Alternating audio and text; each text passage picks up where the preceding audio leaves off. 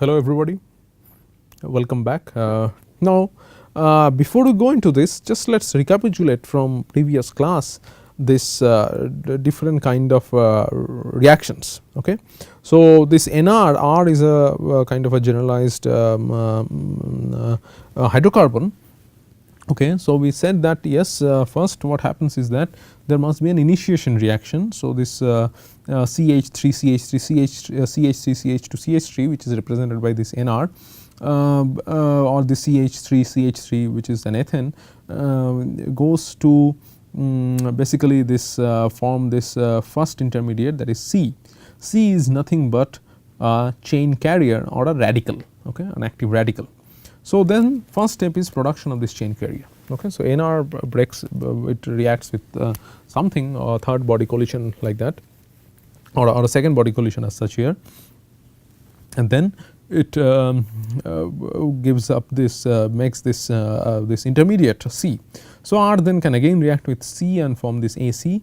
A and AC here is written in a generalized sense. So, this C, as I said before, that C can be H, and this C can be H, OH, etc. So, but this essentially means that there is a multiplication of these chain carriers, and then it forms a P, and then there can be gas termination and wall termination. Okay.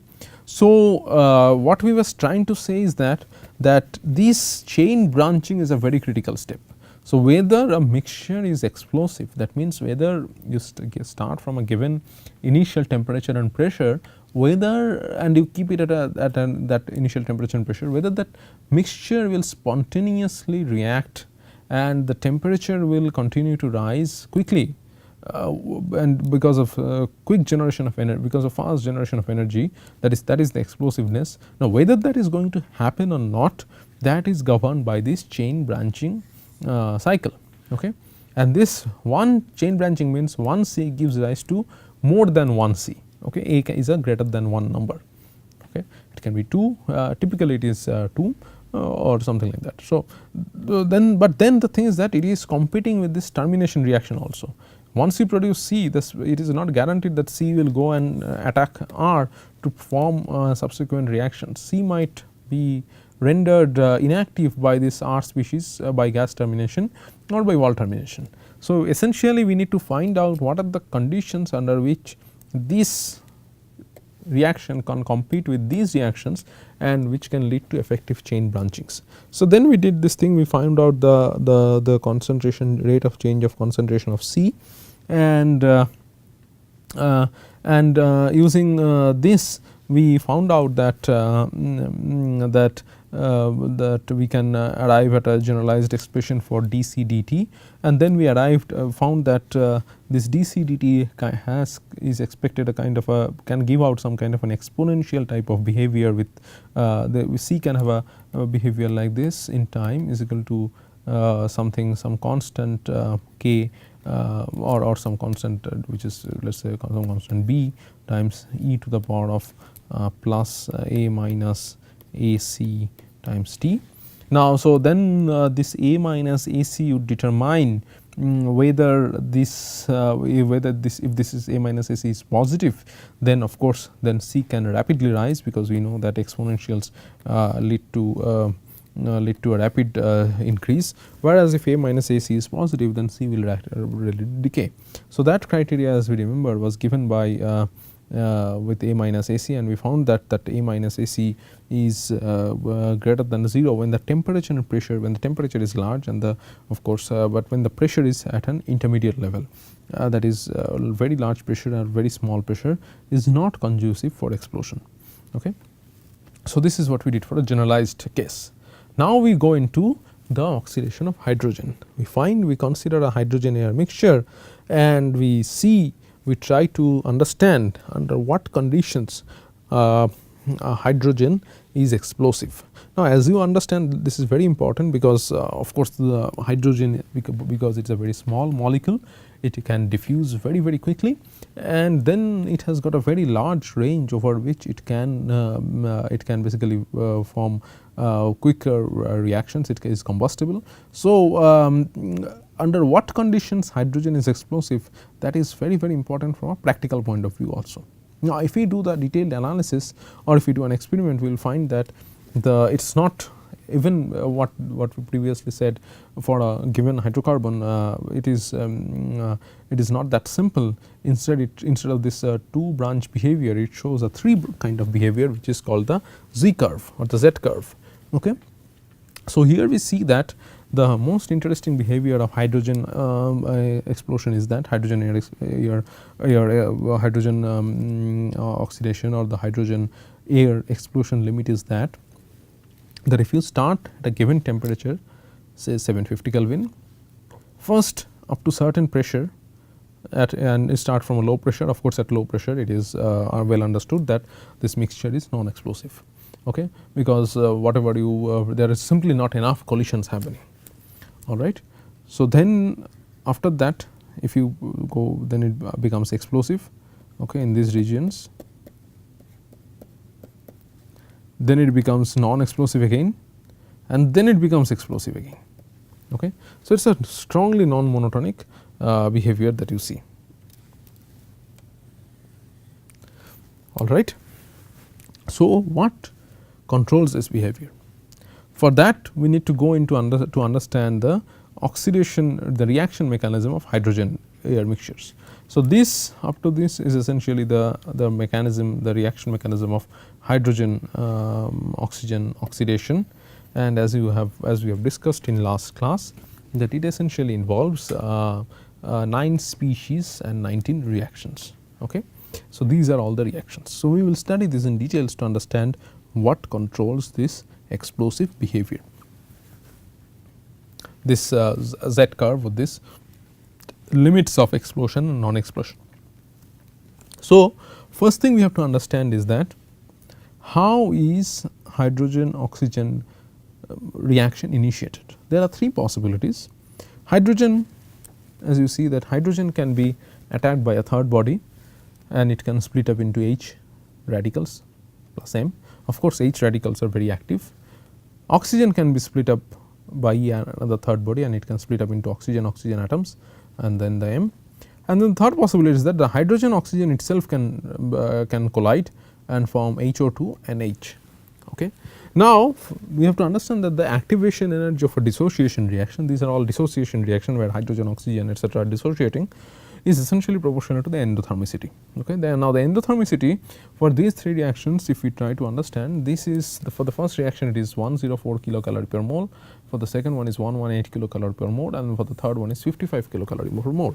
Of course, because the endothermity is small here, the barrier to be crossed is the minimum, and as a result of which this and the activation energy is essentially the minimum because these endothermicities are smallest. So, as a result, this is typically the reaction by which hydrogen oxygen combustion is initiated. Okay. So, by the formation of HO2.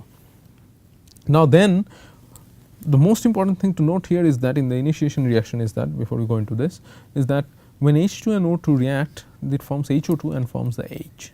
This is the key here. H is the very key radical in both hydrogen as well as in hydrocarbon combustion, all right.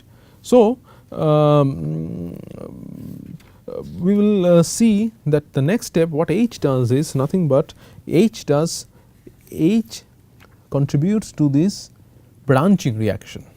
So, H now, once H is formed through the initiation reaction, H reacts with O2. Okay. So, H reacts with O2 to form O and OH, but this reaction is endothermic and requires large energy to be initiated and is not favored at low temperature, but it needs, as a result, it needs high temperature. Okay. So,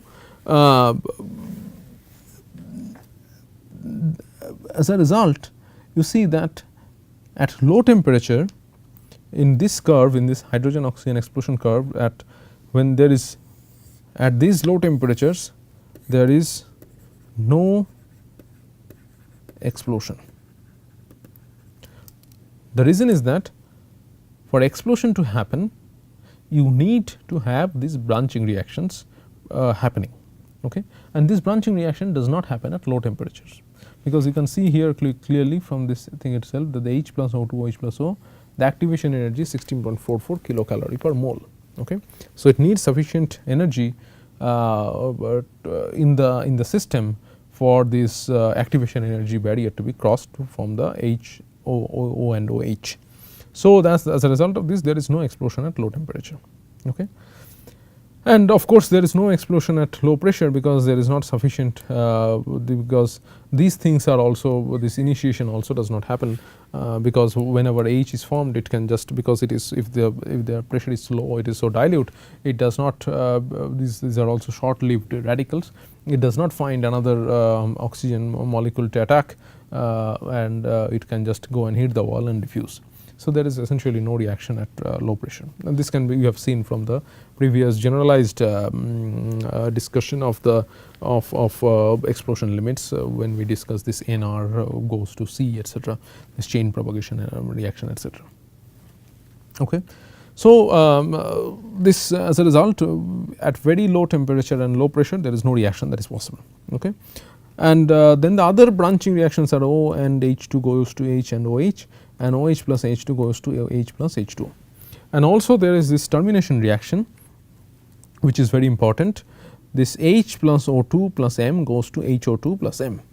So, you see that while H that is formed from the initiation reaction can attack O2 and lead to this chain branching step, this is the key chain branching step. There is also something happening parallelly, that is H plus O2 in presence with a third body, in the presence of a third body M can become this inactive radical HO2 plus M, and as a result it can also, reactions can also terminate.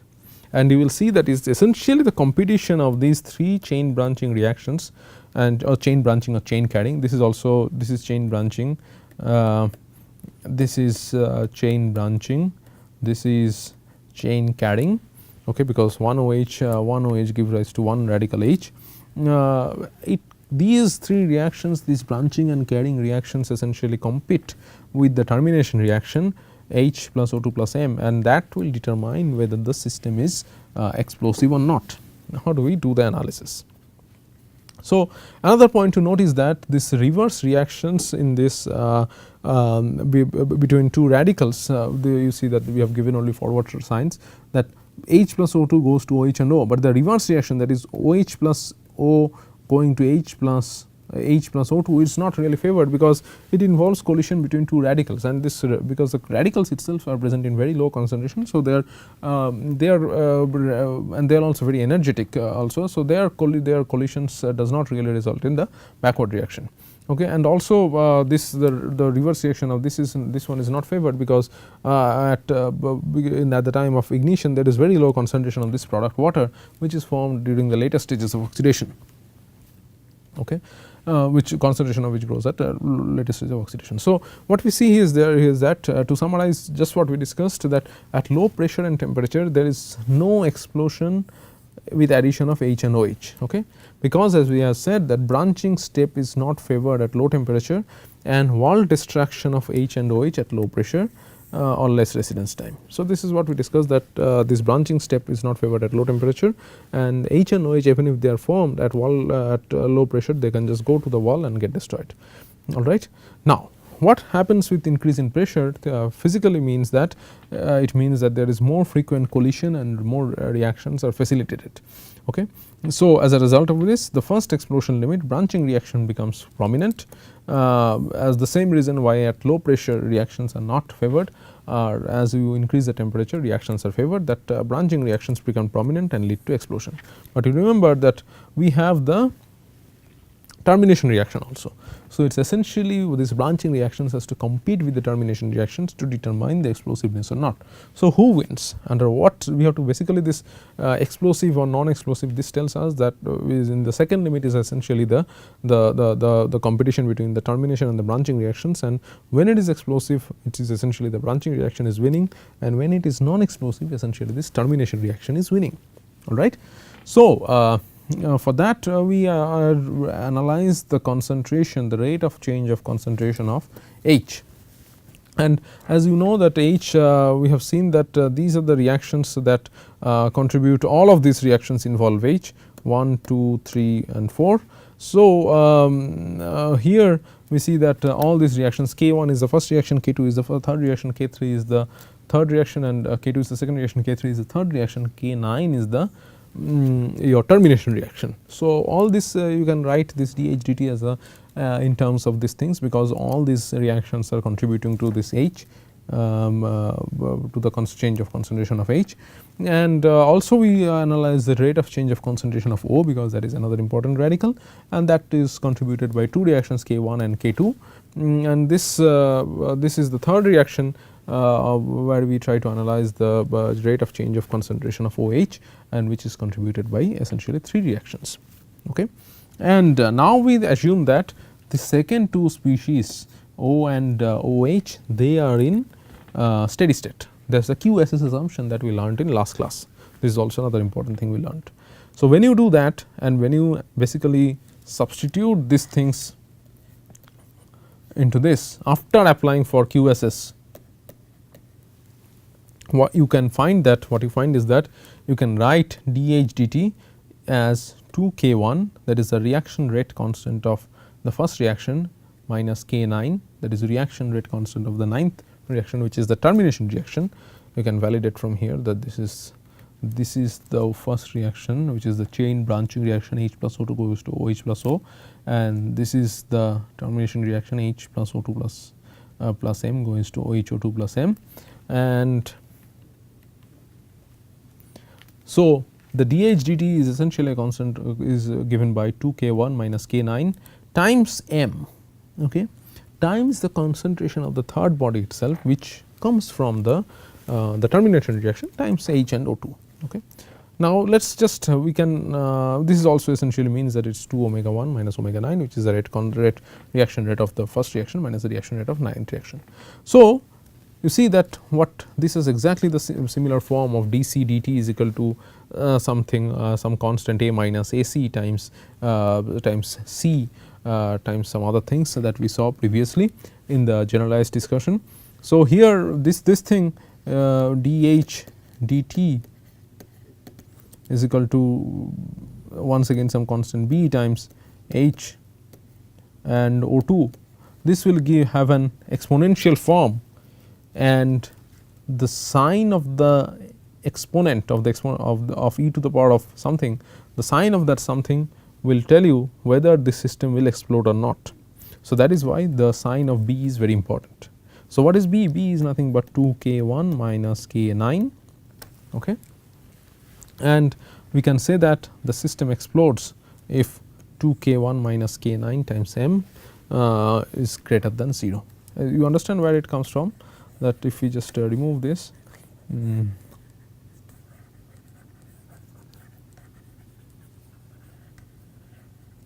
if we solve for this, what we will get is that d ln H, if we solve for this thing now, we will get is that is equal to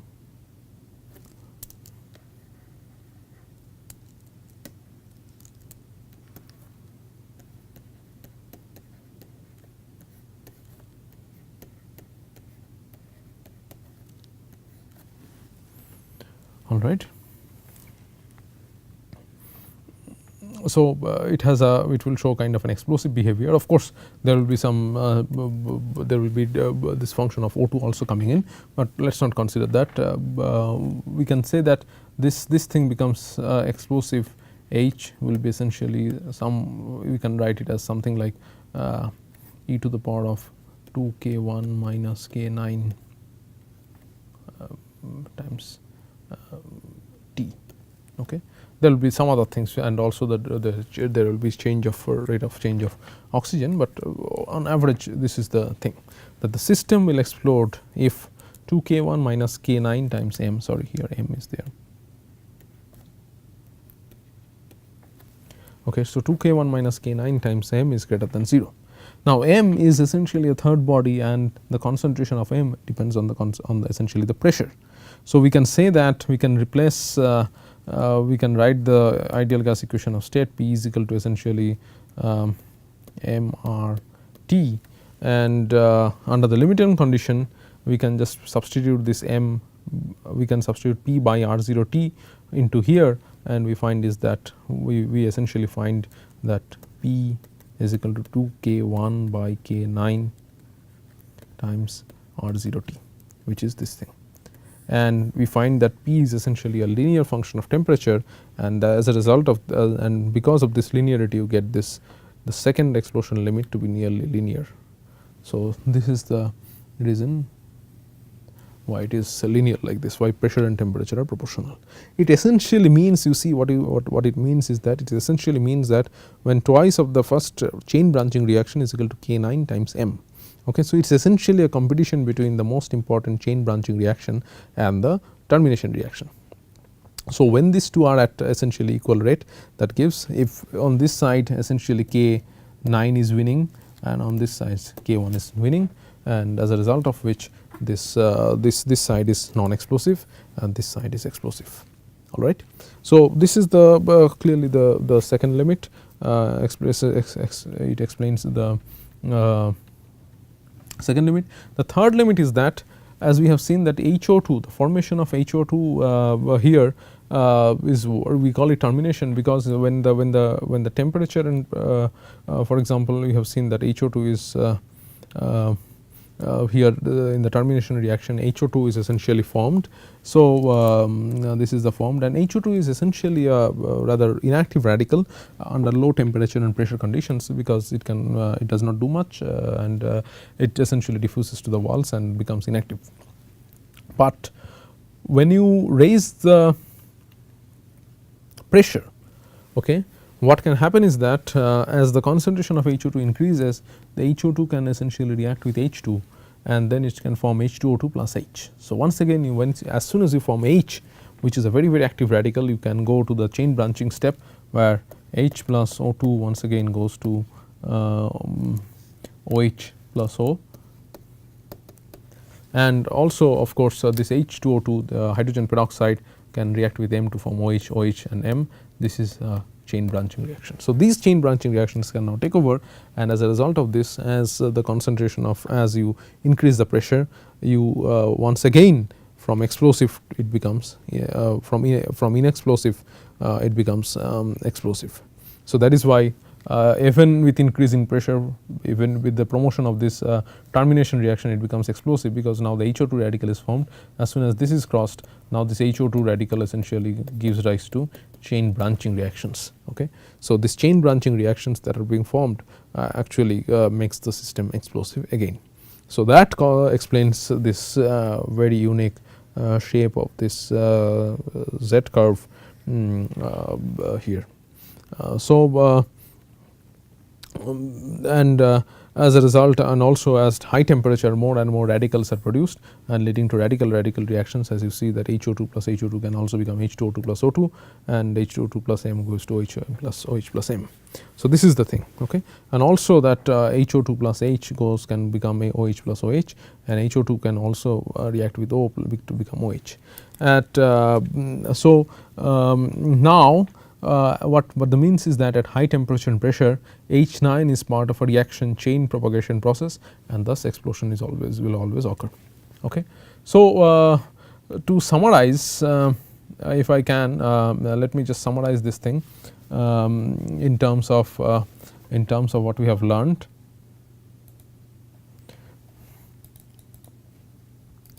That is, this was the thing we were discussing about.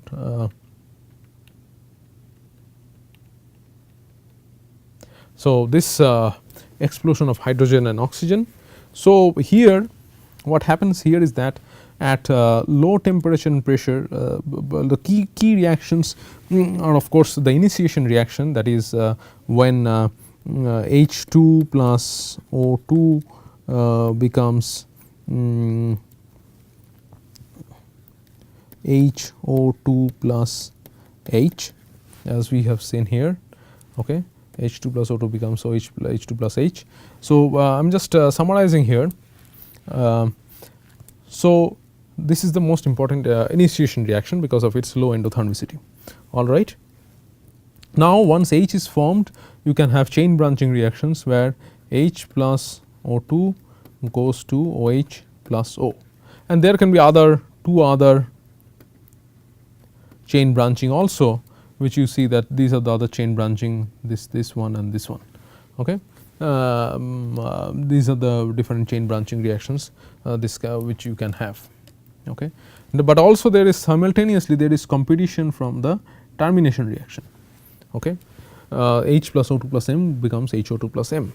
Termination means the chain carrier becomes inactivated. Okay. So, when the temperature and pressure is low, that is in this regime, there is no reaction happening, because even if there is initiation reaction, this reaction, which is the most important reaction in combustion, H plus O2 going to OH plus O, this does not happen because this needs high temperature. So, in this reaction there is no reaction that is happening, this is non-explosive. Okay. But now as you increase and of course there at low pressure there is also no reaction because you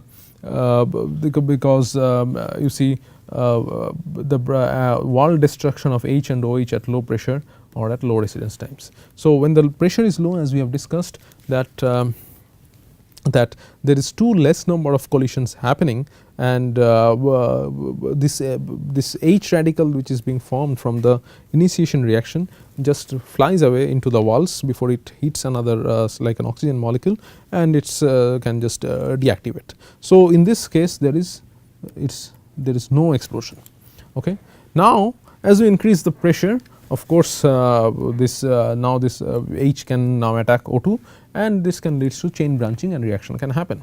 Okay. But once happens is that as you increase it the pressure, then this termination reaction H plus O2 plus M become going to HO2 plus M, this starts, and these basically, instead of H going into this chain branching step, H plus O2 going to OH plus O, these takes away the H atom, and it makes this deactivated HO2. Okay. I will just write it more clearly.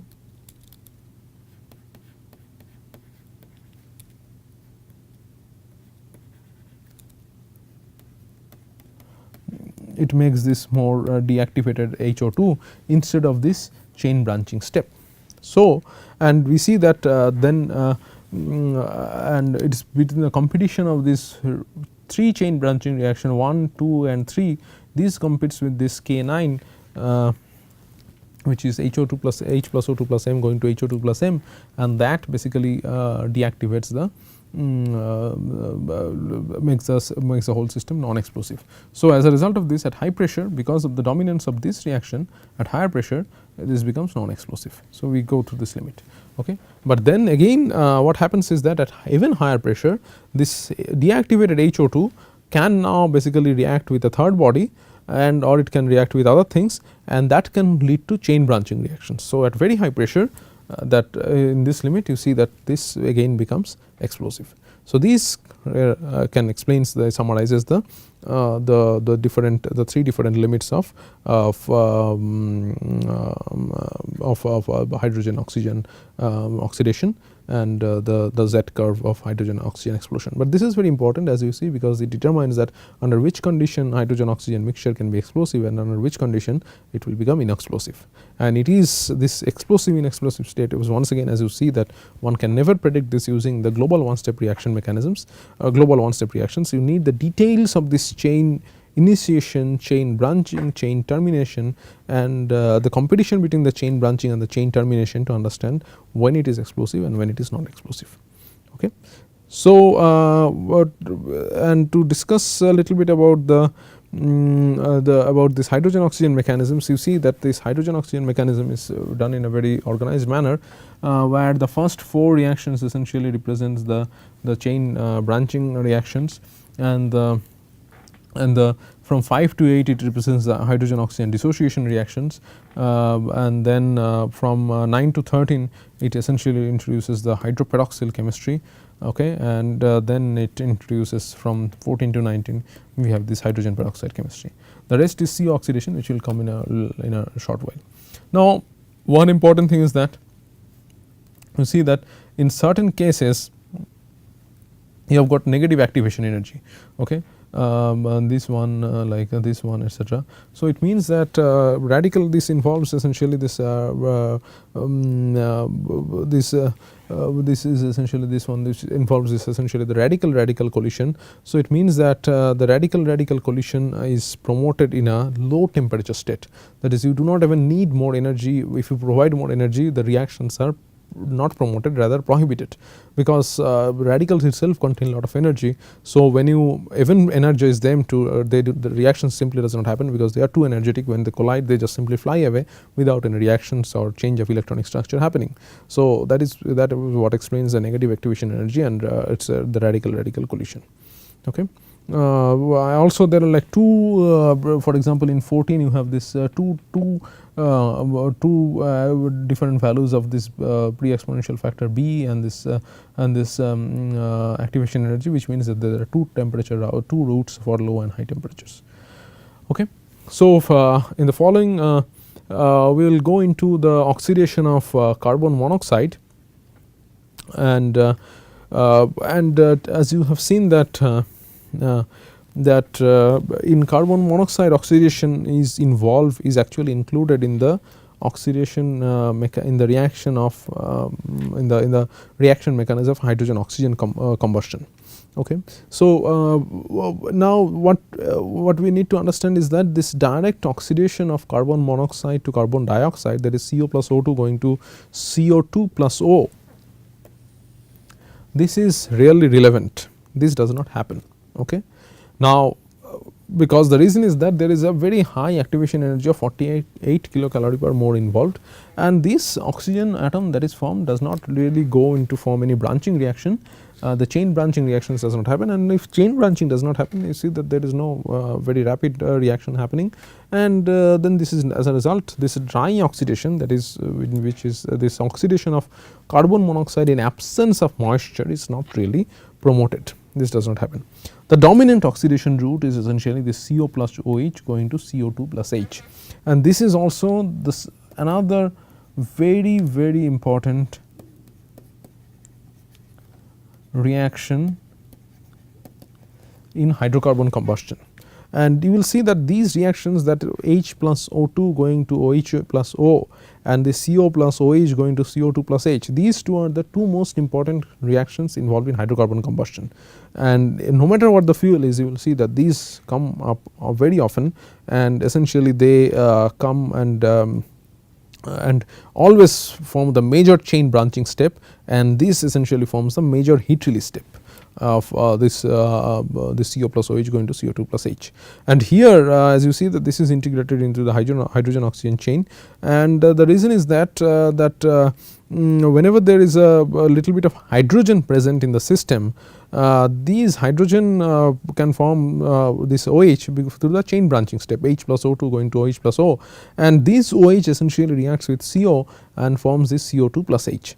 And as a result and also water, whenever there is water also, then this reaction comes, and as a result this CO oxidation becomes very sensitive to moisture contents, because the CO oxidation does not happen in a dry state through this reaction, rather it happens through this OH OH into the CO plus OH going to CO2 plus H. Okay.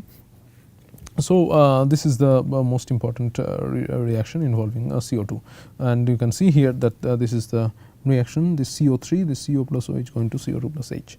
Okay. And which is actually, and which happens in a very spontaneous manner. You see the activation energy is also nearly 0 almost. Okay. So now the initiation reactions, we have to understand one thing, that is in a homogeneous system, whatever we have described so far, I have already told you a little bit about the difference between homogeneous systems and like in actual systems like flames, etc. In a shock tube flow reactor or this ignition delay calculation, this ignition delays experimental setups, there is no diffusive transport. So when you measure ignition delay, actually there is no diffusive transport. That is a very important thing. So only you have a balance of this, only this dc dt is essentially equal to your the stoichiometric coefficients times the reaction rate. Okay. So there is no diffusion involved. So, when there is no diffusion involved, it is only progresses in one direction, of that is in the direction of time. Okay. So, the radicals that are generated, okay, when they are consumed, they have no way of coming back. Okay.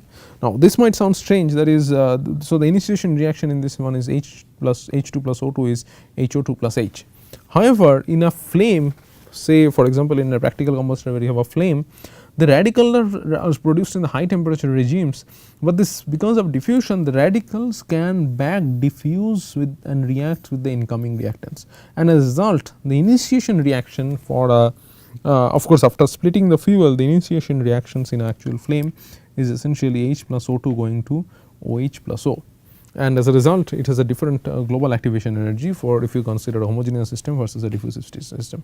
So, this is the initiation reaction of choice, H plus O2 going to OH plus O in a flame, whereas this is the reaction for H2 plus O2, whereas HO2 plus H in a flame. Of course, the detailed reaction mechanisms are same, but we say that the chemistry is different for a homogeneous system versus the chemistry is different for a diffusive system, in that the relative importance of the reactions in these kinds of things like initiation etc., these becomes different when you have this radicals back diffusing and reacting with the species of the incoming reactants. So, this is what is the major difference between a homogeneous system when you calculate which involves like ignition delay, what happens in a shock tubes etc., versus what you have in a flame. Okay. So, that is the thing here, and we will take a short break, and when we join we will go into oxidation of methane. Thank you.